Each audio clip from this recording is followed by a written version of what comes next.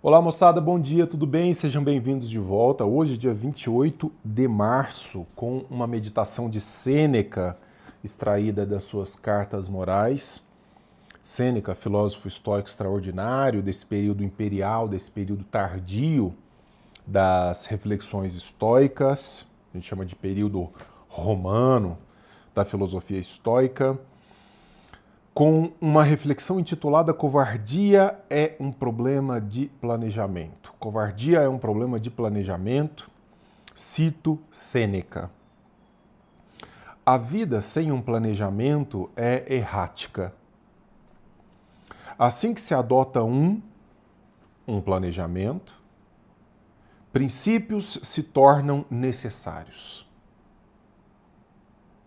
Princípios se tornam necessários no momento em que nós temos uma visão, uma antevisão de onde queremos chegar, do que desejamos ser, do que pretendemos fazer. É aquela velha história, né? Encontrar um norte que me faça sair todos os dias da cama, e esse norte, uma vez estabelecido com clareza e firmeza, ele está sempre ali, mesmo que os ventos e as marés tentem me tirar o tempo todo e às vezes momentaneamente me tirem daquele norte. Mas eu tenho sempre aquele norte ali como referência, então às vezes eu vou ter que reangular a minha navegação, vou ter que repensar a minha navegação, mas os meus princípios estão estabelecidos. Agora, quem não tem isso, vive de pequenos caprichos diários. Ah, hoje eu quero isso, amanhã eu quero aquilo, amanhã nem isso nem aquilo, e aí vai. Acredito que tu admitirás que nada é mais vergonhoso que uma conduta incerta e hesitante, assim como bater em retirada covardemente.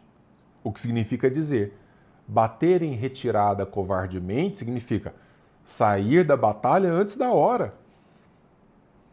Quando eu ainda poderia vencê-la, quando ela ainda faz sentido para mim. Isso é a covardia. Covardia não é abandonar a batalha. É abandonar a batalha quando eu poderia vencê-la. Agora, quando eu abandono uma batalha, um propósito, porque simplesmente eu fui abatido, eu não tenho condições de avançar, aí, sair é sinal de inteligência. Não é disso que ele está falando.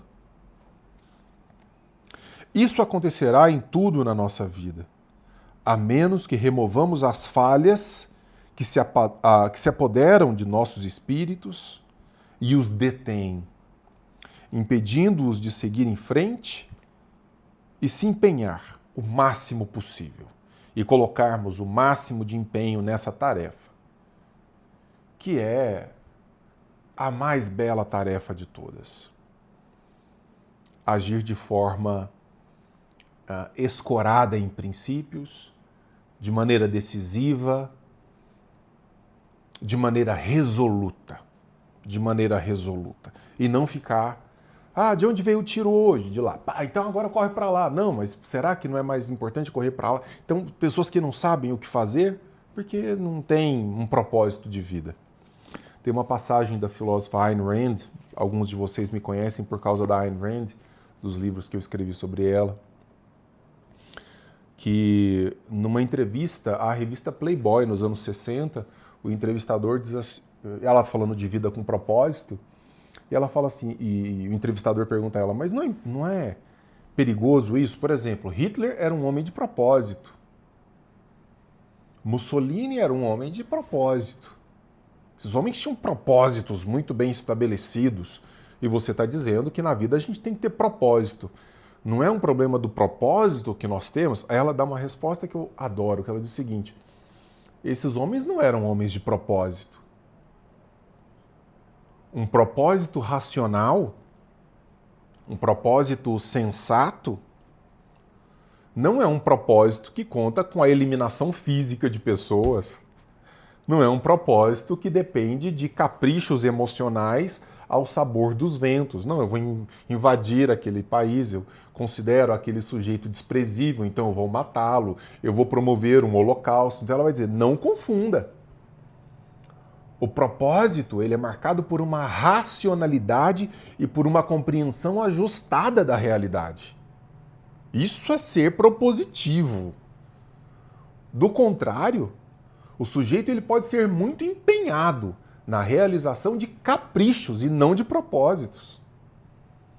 Então, cuidado aí, você que é um sujeito caprichoso, você que é uma menina caprichosa e que fala assim, não, eu coloco todo o meu empenho na realização desse meu plano. Seu plano é uma merda, porque ele não é fruto de meditação racional, sensatez, prudência, ele é só empurrado pelos seus gostinhos irracionais.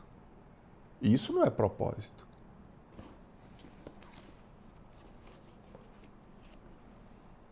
No comentário dos nossos autores, o time adversário vem com tudo, estabelece uma vantagem inicial e você não teve tempo para se recuperar.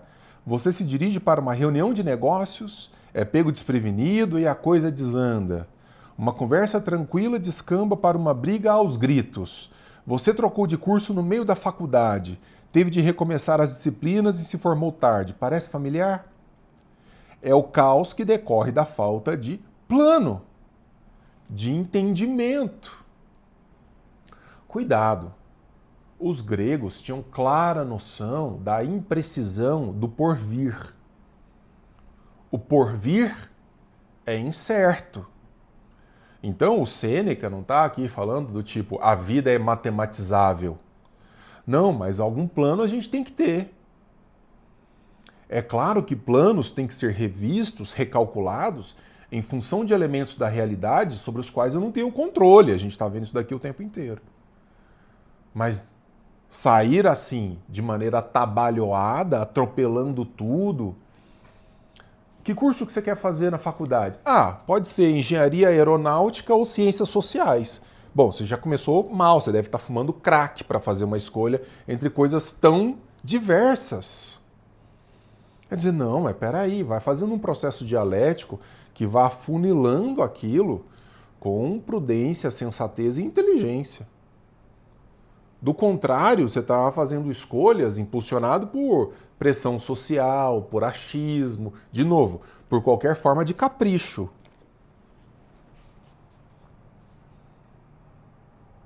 Pessoas sem planos, como uma fileira de soldados da infantaria sem um líder forte, são muito mais propensas a ficar desnorteadas e a desmoronar.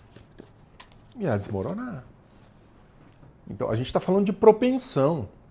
Os gregos tinham uma palavra extraordinária. Lá vou eu para o meu quadrinho. Agora é o meu quadrão. Que é praxis. Praxis. Eu não sei se eu já comentei aqui com vocês. Como vocês já devem ter percebido, a minha memória não é o meu ponto forte.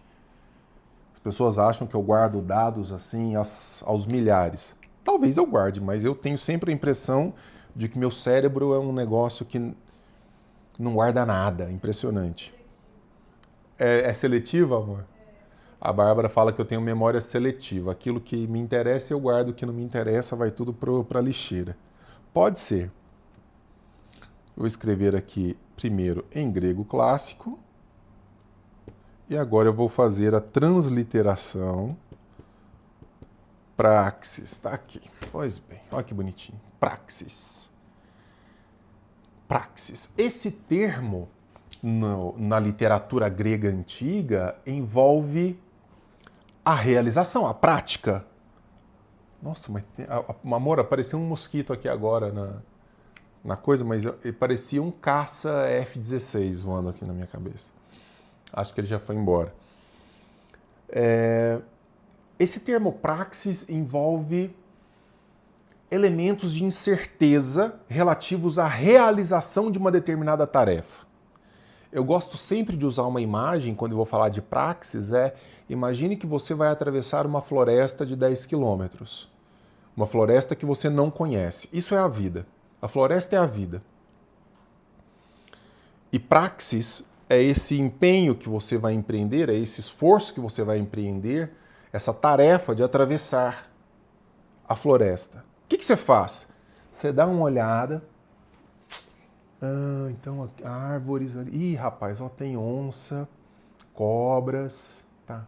Será que tem algum riacho? Não estou ouvindo barulho de riacho. Aí tem alguém chegando da viagem, você fala, e aí, cara? E não, ó, tem um riacho, mas às vezes ele seca. É mesmo? E aí, quais são as dificuldades? Olha, estou reunindo dados, estou conversando com as pessoas. Lembra que a gente já fez aqui uma meditação sobre isso, de o quanto é importante a ambiência, estarmos juntos daquelas pessoas que nos elevam, que já passaram por certas situações e que nos instruam bem. Ah, é? Então de vez em quando... Não, então eu vou levar um cantil, né? E para dormir? Ih, rapaz, não tem lugar onde dormir. É onça. Então será que. E eu começo a me apetrechar para a vida. Começo a fazer planos. Mas lá no meio podem acontecer coisas que não estavam no meu planejamento. Aí vem a criatividade e a competência, o domínio das técnicas.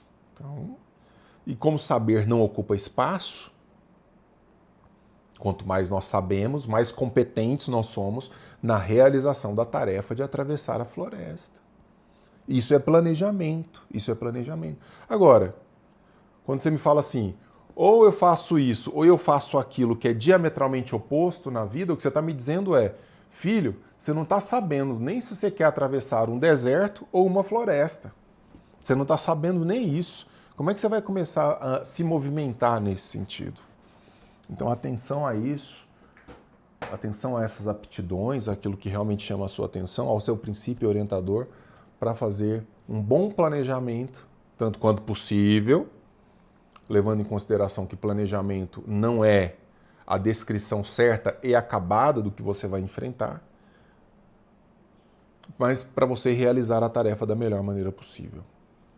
Beijão, a gente se encontra aqui amanhã para mais uma meditação estoica. Até mais, gente. Bom dia.